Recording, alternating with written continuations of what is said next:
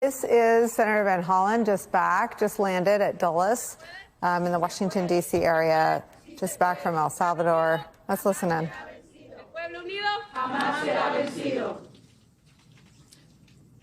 It's good to be home. Now we need to end the illegal abduction of Kilmar Abrego Garcia and bring him home, too. We're joined by his wife, Jennifer, by his mother, Cecilia, by his brother, Cesar, and thank all of the rest of you who are joining us in solidarity with the Constitution and Kilmar. Look, I'm a little sleep deprived, and I want to be as clear as possible about what this is about and what it's not about. So I'm going to read the remarks that I wrote on the plane ride home. As the federal courts have said, we need to bring Mr. Abrego Garcia home to protect his constitutional rights to due process.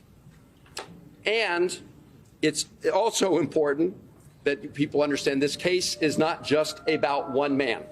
It's about protecting the constitutional rights of everybody who resides in the United States of America. If you deny the constitutional rights of one man, you threaten the constitutional rights and due process for everyone else in America. The Fourth Circuit put it very clearly in its strong opinion yesterday, and I quote, "It is difficult in some cases to get to the very heart of the matter, but in this case, it is not hard at all. The government, in this case the Trump administration, is asserting a right to stash away residents of this country in foreign prisons without the semblance of due process that is the foundation of our constitutional order. Further, it claims, in essence, that because it has rid itself of custody, that there is nothing that can be done. This should be shocking not only to judges, but to the intuitive sense of liberty that Americans far removed from the courthouses still hold dear." They summed up the issue at stake perfectly. And that's why the Supreme Court, in a 9-0 decision, ordered the Trump administration to facilitate the return of Mr. Abrego Garcia. Now, the Trump administration wants to flat out lie about what this case is about. They want to change the subject. They want to make it about something else. And they are flouting the orders from the federal district court, the Fourth Circuit Court, and the Supreme Court to facilitate his return. That's why I traveled to El Salvador, leaving here on Wednesday. And I want to express my gratitude to members of my family and members of my staff who agreed that we all must be prepared to take risks because of the current risk to our Constitution itself.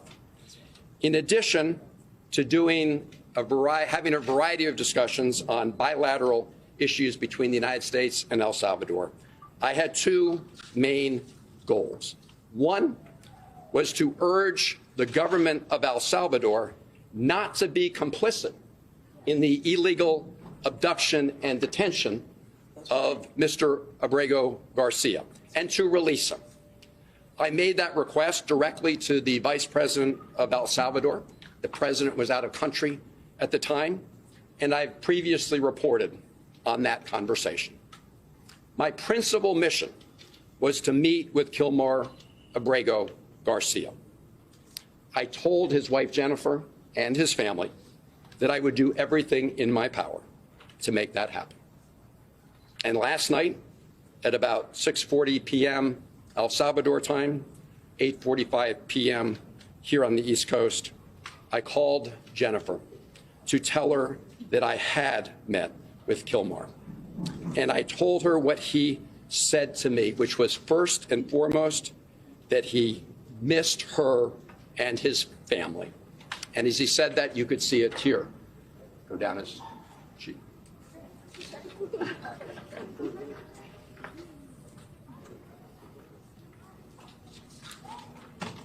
Now, getting a meeting with Kilmar was not easy. On Wednesday, I met with the Vice President of El Salvador and asked if I could meet with him. The answer was no. I asked if I returned the following week whether I could meet with him. The answer was no. I asked if I could call him on the phone. The answer was no. I asked if his wife Jennifer could call him on the phone. The answer was no. No to his wife, no to his mother, no to his lawyers. So the following day, which was yesterday, I decided to give it another try by driving to Sikot. Sikot is the notorious prison where Kilmar was taken when he was abducted. I was accompanied by a lawyer for Kilmar's wife Jennifer and mother Cecilia, Chris Newsom. About 3 kilometers outside of Sikot, we were pulled over by soldiers. You could see the rest of the traffic was allowed to go by. We were pulled over by soldiers and told that we were not allowed to proceed any farther. When I asked why, I was told that they had orders not to allow us to go any further. When I asked them if they knew anything about the condition of Mr. Abrego Garcia, they said no. And so much later in the afternoon, I was actually getting ready to catch a plane out of San Salvador back here later yesterday evening. And all of a sudden, I got word that I would be allowed to meet with Kilmar Abrego Garcia. And they brought him to the hotel where I was staying. And after that meeting, as I said, I called his wife, Jennifer, to report on some of the news of that meeting. And now I'm going to report to all of you about our discussion. When I told him that his wife and family sent their love and were fighting for Kilmar's return home every day, he said that he was worried about all of you. That was his response. How are you dealing with this horrible ordeal and nightmare? That the Supreme Court may push him farther than that initial facilitate ruling. And so I want you to notice how both things can be true. He is responsible, and no honest reporter can observe this and sort of edit out the administration's leader, Donald Trump. But he also now seems to be softening in case he has to back down further. Take a listen to the new language of a president watching this tough battle. Well, I'm not involved in it. I'm going to respond by saying you'll have to speak to the lawyers, the DOJ. I've heard many things about him, and we'll have to find out what the truth is. Yes, we will have to find out what the truth is. That is not the sound, though, of a president or a politician doubling down on some fight that he thinks is going well and confident that he'll win and spiking the football. That is someone who now wants to at least lay down a marker that he's not involved and talk to the lawyers, and this is somebody else's idea. Fact check, the president is involved, and the DOJ is arguing his cases, some of which are so extreme on these immigration matters that they have had to oust different lawyers. They ousted the lawyer Erez Ravene, who didn't argue exactly the extremes that they wanted. So we know that's coming from Donald Trump's policies. He is involved. But now he wants to say, and maybe it's an olive branch in his mind to the Supreme Court to say, there's a way out of this. A Reagan appointee and appeals court judge has warned that the president now risks lawlessness, the perception that that's what he is running at the dawn within the first 100 days of this administration. The courts also have raised concerns about all of this and whether due process will be upheld or not, and that means the Supreme Court may have to do more. We're also learning, and I mentioned this moments ago, and now I'm going to show you what happens when we get U.S. citizens ensnared in policies that the Trump administration claims are only for migrants or gang members, and yet if they don't afford due process, we have no way to confirm any of that. This is a U.S. citizen, American-born.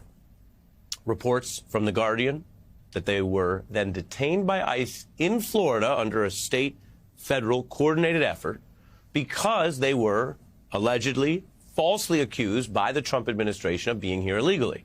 Again, in court, this individual provided reportedly a birth certificate for proof and a Social Security number. The Guardian reports that we haven't independently confirmed it. This is a 20-year-old detained now for 2 days before being released. So 48 hours in prison as an American citizen for something that apparently, according to The Guardian, wasn't true. A state prosecutor claimed the court didn't have jurisdiction over release because the federal authorities, that's Trump's officials, wanted him detained. Now, under public pressure and this reporting, we can show you he's been reunited with his mother after Thursday release. And you can just imagine this is, and I say this quite literally, this is Trump's America, an American citizen snatched up for 2 days, despite a court hearing where a birth certificate showing citizenship was offered, and re-embracing their parent, thankful that they weren't further sent to a foreign prison like others when there have been these mistakes. You cannot have a constitutional democracy if one politician, one president, can do these type of things without due process, flout the rule of law, and very materially take, imprison, and banish human beings. Guys, what we have here is Donald getting destroyed in an emergency capacity, and you could tell because he's backing down a little bit. On the one hand, he's trying to justify it a little bit by saying, oh, this guy's actually a really bad guy and we were right to do it, blah, blah, blah, blah, blah. But fundamentally, he's backing down because he realizes he screwed up. And this is what Trump does. He's not going to change his mind. He's not going to actually fix the situation. Right? He's not going to. But what we're seeing is him saying, well, I had nothing to do with it. This is what Trump does. When he hires somebody and he fires them, or they get into a massive scandal and end up going to jail or getting disbarred or whatever, Trump doesn't say, oh, I made a mistake hiring them. Usually what he says is, oh, I don't really know who that is. They got me coffee a couple times. I heard they're not a great person. And then he forgets about them. And this is what he's doing here. It's a rare moment where this is how Trump expresses regret. Not by saying, I made a mistake, I'm sorry, whatever, but by saying, oh, I had nothing to do with that decision. Trump is Schrodinger's president.